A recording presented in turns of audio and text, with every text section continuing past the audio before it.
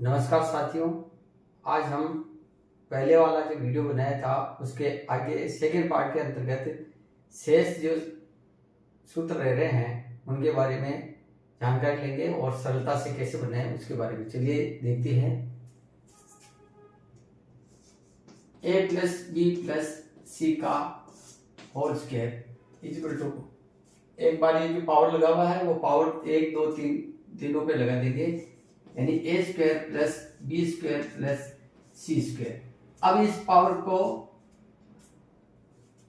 ये पावर वाला जो दो है, दो को इसके दिल गुणा बना करके, यानी कि ए बी और सी का दिल गुणा कैसे करेंगे, ए और बी को, फिर बी और सी को, और फिर ए और सी को गुणा करके और सबको पावर 2 से गुणा कर लेंगे।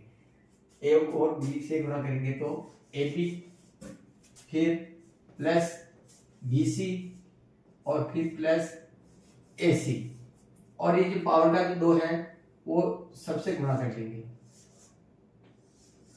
ये बन गया अपना सूत्र, ए प्लस बी का whole square equal to a square plus B square plus C square plus 2ab plus 2bc plus 2ac।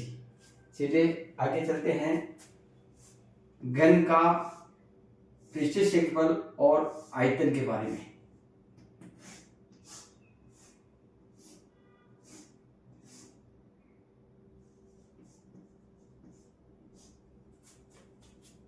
घन के बारे में बता दें कि इसमें 6 फलक होते हैं, प्रत्येक फलक वर्गाकार होता है, इसलिए पहले वर्ग का जो है ना, एक फलक में वर्गाकार है तो वर्ग का क्षेत्रफल होगा भुजा स्क्वायर।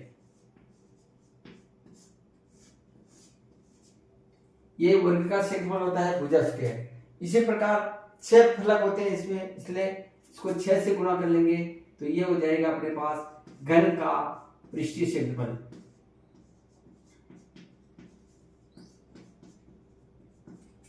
घन का पृष्ठीय क्षेत्रफल हो गया 6 गुणा भुजा स्क्वायर।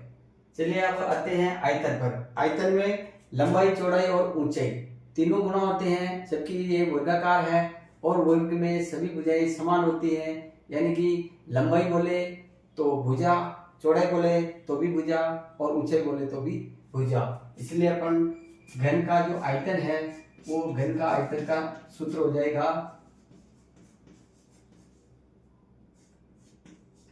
घन के आयतन का सूत्र हो जाएगा लंबाई भी भुजा, चौड़ाई भी भुजा और ऊंचाई भी भुजा। इसलिए अपन भुजा को 3 बार गुणा में लिखेंगे, यानी इसका शॉर्ट रूप हो जाएगा भुजा क्यूब, यानी कि भुजा की पावर 3। चलिए अब आते हैं घनाभ का पृष्ठीय क्षेत्रफल और घनाभ का आयतन।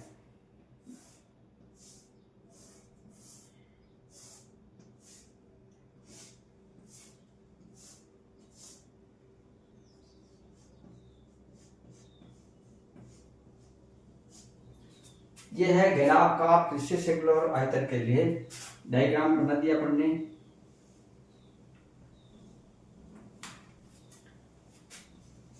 सबसे पहले निकाल रहे हैं अपन घनाभ का पृष्ठीय क्षेत्रफल। अब घनाभ में प्रत्येक भुजा आयताकार होती है, इसलिए एक आयत का जो लंबाई इंटू चौड़ाई होता है और दूसरा भी चौड़ाई इंटू ऊंचाई और ऊंचाई इंटू लंबाई। इस प्रकार अपने पास 3 जोड़े होंगे, इसलिए अपन इसका जो दिल गुणा होता है, यानी कि इसी को लंबाई, चौड़ाई और ऊंचाई, इसका दिल गुणा कर लेंगे। लंबाई इंटू चौड़ाई, चौड़ाई इंटू ऊंचाई और ऊंचाई इंटू लंबाई, ऐसे करके, और फिर 3 जोड़े होते हैं, यानी कि कुल 6 अवयव होते हैं, इसलिए 2 से गुणा कर लेंगे। चलिए लंबाई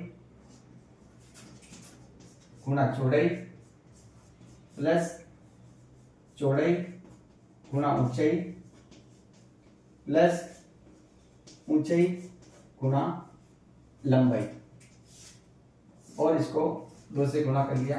ये हो गया घनाभ का पृष्ठीय क्षेत्रफल। आगे चलते हैं घनाभ का आयतन।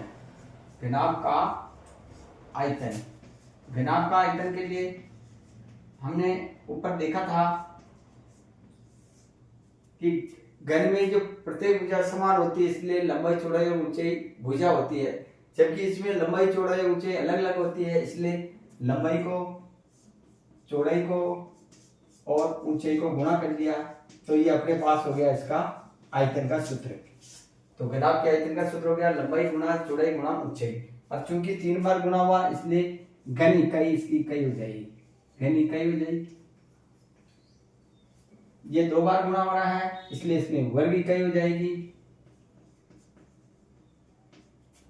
ये 3 बार गुणा हो रहा है इसलिए इसकी इकाई घन इकाई हो जाएगी।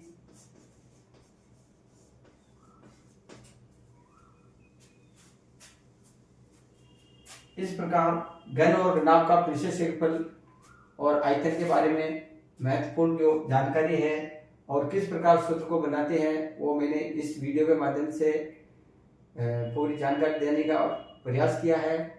आशा है आपको अच्छा लगा होगा वीडियो और समझ में आया होगा। यदि अच्छा लगा है तो लाइक कीजिए, शेयर कीजिए